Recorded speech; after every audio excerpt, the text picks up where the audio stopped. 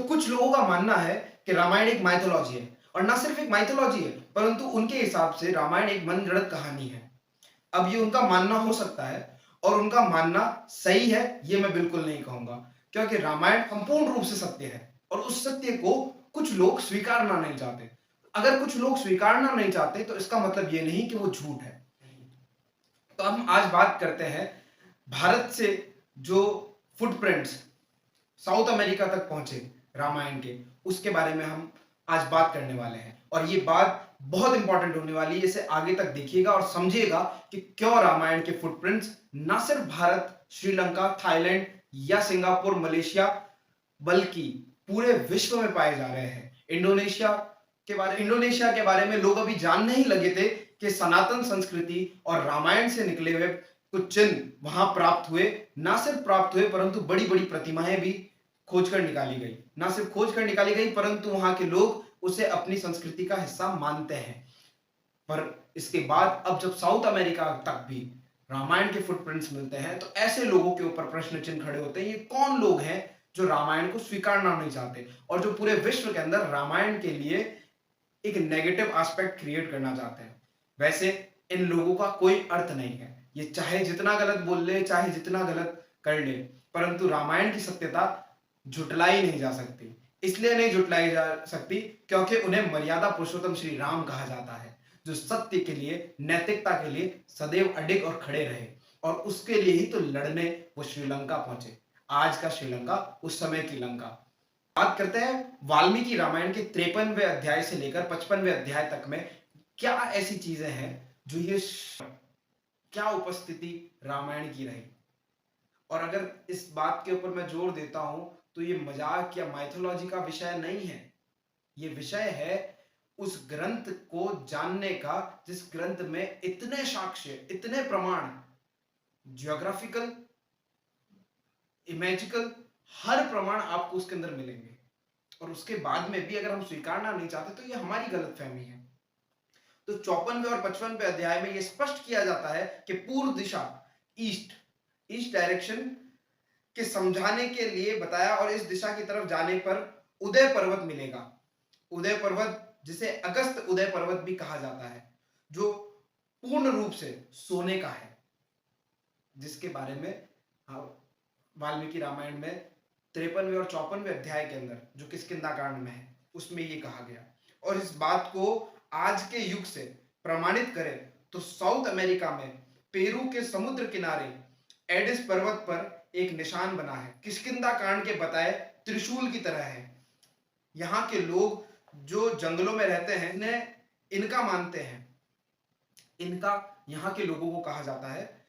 उनके देवता ने ये निशान, ये जो निशान है, शस्त्र फेंक कर बनाया है, जो गॉड ऑफ हेवन, मतलब उनके मुताबिक स्वर्ग के देवता, उनकी प्रथा के अनुसार यहां इन देवता की पूजा करने से बरसात होती है। तो साफ रूप से और बिल्कुल तरीके से अगर हम इसे समझाएं तो ये बात कर रहे हैं किनकी है? इंद्रदेव के बारे में। ये बात हो रही है इंद्रदेव के बारे में। और आगे चलते हैं। उत्तीर्ण परिक्रम जम्बू द्वीपम दिवाकर, इसका अर्थ है जम्बू द्वीप से सूर्य अस्त होता। जब आज के अर्जेंटीना, आज के साउथ अमेरिका से सूर्य उदय होता है तो जम्बू द्वीप में जाकर सूर्य अस्त होता है। तो आप इसी से कल्पना कर सकते हैं कि रामायण के अंदर प्रमाण, हर श्लोक में प्रमाण है। आज के परिप्रेक्ष्य में भी यह सत्य है, क्योंकि साउथ अमेरिका और भारत के समय में लगभग 12 घंटों का फर्क है। अगर भारत में सूर्योदय है तो साउथ अमेरिका में सूर्यास्त है। ये टाइम कैलकुलेशन, या तो उस समय के लोगों को इतनी अच्छी टाइम कैलकुलेशन आती थी, इतनी, आप बात कर लें भारत से, मतलब एग्जैक्ट अगर हम बात करें, एग्जैक्ट पर्टिकुलर लोकेशन की बात करें, अयोध्या से लेकर लंका तक का जो पूरा का पूरा डिस्टेंस ट्रेवल है बाय फुट, वो ऑलमोस्ट 21 डेज का है। गूगल मैप पे आप डाल के देखिए, 21 डेज का। और रामायण में जब रावण का वध होता है और राम जी वापस अयोध्या लौटते हैं, तो 20 दिनों का अंतराल दिखाया जाता है। अब इसमें एक दिन का पूर्ण रूप से फर्क बताया जा रहा है, एक दिन और कुछ घंटों का पूर्ण रूप से फर्क बताया जा रहा है। उसके अंदर फर्क इसलिए भी है क्योंकि ये जो आज का गूगल मैप है, वो हमें जो ये जो पाथ बना हुआ है, जिसे हम राम सेतु कहते हैं, जो भारत और श्रीलंका को जोड़ता है, उसे उसके माध्यम से नहीं दिखाता।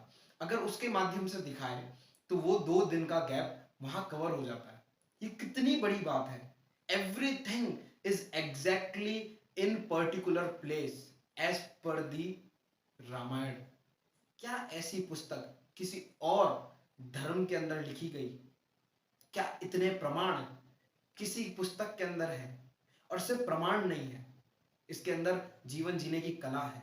इसके अगर हम इस तरीके से देखें तो सनातन केवल भारत तक सीमित नहीं था, क्योंकि अगर सनातन भारत तक सीमित होता तो क्या ये चीजें इस तरीके से संपूर्ण विश्व में मिलती? इंडोनेशिया में राम जी की बड़ी बड़ी प्रतिमाएं प्राप्त हुई, थाईलैंड में राम जी की बड़ी बड़ी प्रतिमाएं हैं, आज भी हैं, जापान के अंदर गणपति जी की प्रतिमाएं प्राप्त हो रही है, और उसके बाद में आज साउथ अमेरिका, पेरू, अर्जेंटीना, यहाँ की रेंज के अंदर रामायण के अवशेष पाए जा रहे हैं।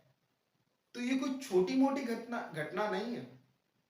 आज भी अगर हम ग्लोब को देखें और भारत और अर्जेंटीना को देखें, not a flat world map, अगर हम सर्कुलर ग्लोब को देखें तो भारत और अर्जेंटीना एग्जैक्टली आर पार होते हैं, और पाताल लोक का रास्ता वही बताया जाता है।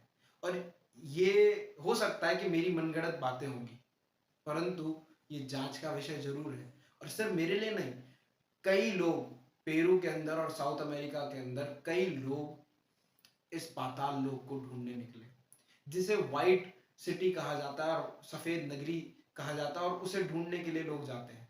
और यही नहीं, वहां उससे पहले एक ऐसा रास्ता है जहां पर आपको बहुत बड़ा वानर रूप का मूर्ति प्राप्त होती है, और वो मूर्ति इस जगह पर है जहां से पाताल लोक का रास्ता है, ऐसा वहां के कुछ डिस्कवर करने वाले लोगों ने कहा, और ये वहां की न्यूज रिपोर्ट्स में है। अब हमारे ऊपर है या आपके ऊपर है, हमें इस चीज को स्वीकारना है या नहीं।